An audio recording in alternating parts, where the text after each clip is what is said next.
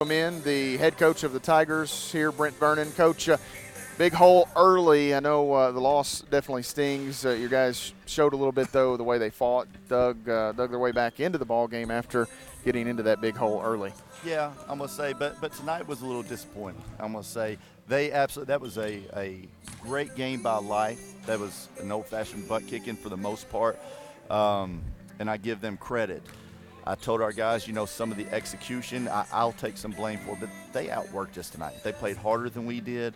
They got the 50-50 balls. They did a lot of things that I thought effort could have been controlled by. And I told them if I can take my share, they got to be able to take their share. So from that standpoint, disappointing. The first 10 minutes of the game was just, it was unbearable to watch. And then we tried to dig our way back, but when you get a 17, 18, 19-point hole, you can get back into it, but you exert so much energy. And I thought we did better for a while, but every time we got close, they had an answer for us, and you got to give credit for Life on that one.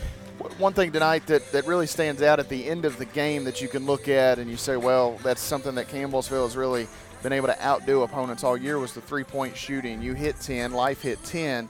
You came into the ball game about 6-8 points, the margin and percentage better than Life, but they were able to be more efficient. They hit 45%, which is closer to your number. You hit 31%, which is far below their number. And really, the long-range shooting tonight kind of let you down a little bit in terms of where you think you might have had an advantage. It did, and I think we settled a little bit more than I would have liked. I told our guys I never get mad if they take shots that are good shots. And, some were good and some we forced, and that happens in games. The numbers tonight didn't really play in our favor. We were trying to limit some of their post play, and we went under some ball screens, and because of that, it really made it harder to guard, and some guys stepped up and made shots that haven't on the year. But again, in big games, that's what players do. And again, it's one of those you have to tip your hat to Life tonight because they were by far the better team. 14 turnovers tonight too, Coach. I know that's kind of on the upper end of where you've been this season. I think 18 may be the season high or so, but 14 was quite a bit. A lot of those came early in the ball game. Anything they did defensively, I know they were doubling Drew. They didn't want to let the big fella beat them.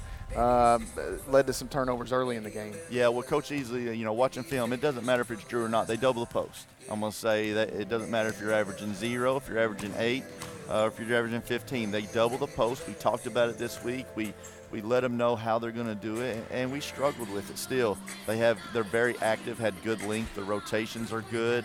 I thought, whenever you don't get doubled a lot, it's hard to prepare for it, and it's hard to be efficient with it. And that's the first real double we've seen. And the thing that, that's where I take the blame on because we didn't practice it enough. I took for granted because of Drew's passing that he would be able to see over the double and make the reads. And what happened was when they started doubling, they started really pushing up, and they weren't calling that a foul, which is fine. And we didn't make the adjustments. He's got to be stronger. He's got to get lower. And we've got to move more on the perimeter. And we did a lot more standing today than we've done in the past. Coach, here tonight against Life University, they had Torrey Ferguson, a guy that is limited. J.J. Simpson has been their starting point guard for whatever reason. Simpson played sparingly tonight. Ferguson had hit 9 threes all year, and one of those days, I know that's got to be so frustrating. Give credit to him. He stepped in and hit some big shots, but when you get a guy that's made 9 all year at 24%, he hits 3 in a big spot, boy, that's a killer. 9 of 37 coming in, 3 of 12 in the league at 25%, so the numbers are there. He made 1 off a ball screen that I take full credit for because we were going under, and it was 3 or 4 feet behind the line. He made 1 in transition, a few feet behind the line. I don't remember the third. So, again, stepping up and making big shots. They're just such a hard team to guard for us because Devin Dorsett's a 4 who's really a 3 playing the 4, and he's really good decking it. We did better on him in the second half. And then Evan Milligan's more of a 4 that's playing a 5, and that's really hard for Drew. But Drew's got to have a little more confidence in himself. He's got to pressure up better and realize that if he gets by me, I have help behind me instead of just sort of backing off and letting him shoot. We keep telling him push up. He made the biggest shot of the game from 30 that really was the dagger. And on that one, you just got to realize there's 2 on the shot clock, and you have to get up pressure and just can't stand back and let him shoot. we just had too many mental mistakes on a game where you can't have mental mistakes, and it's so hard to win on the road. We've been preaching, and it proved to be the factor again. Bittersweet to talk about this tonight, but we want to touch on it. Hagen Tyler climbs into the top 5 all-time in scoring, and we've touched on this on the coach's show and different things, but it speaks to his longevity, what he's been able to accomplish, played on some really good teams with some really good teammates, and here tonight to be able to do that, it's always special. I know Hagen would trade that. Give him 7 points and a victory. He would have much rather had it, but it is what it is. He did get to the spot of James Boulware, top 5, and that's pretty neat. It is. It's a great accomplishment for him, and hopefully he'll be able to catch 1 or 2 more before the end of the year. Just looking, finally got the stats. I mean, he had a great game, 20 points, 40% from 3, and had some good looks that, he sometimes makes some of them. But I thought he was good. He was one of the guys that tried to get to the rim at times. We settled, again, we're a good 3-point shooting team. We did settle too much.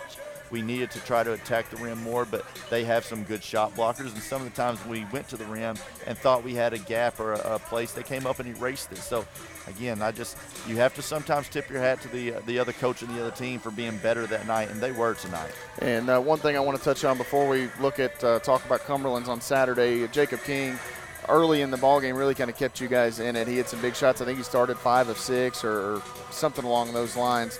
Finishes with 14 points, knocked down some big 3-point field goals, and he was attacking some of those shot blockers, getting in the paint and taking that mid-range floater or whatever it might be. Yeah, Jacob was good tonight. I'm going to say he made some really good plays and some good reads. Obviously, he's a very good shooter. Just being a sophomore, I feel like he's more like a junior. He's really seasoned well, and we count on him to be a big factor for us.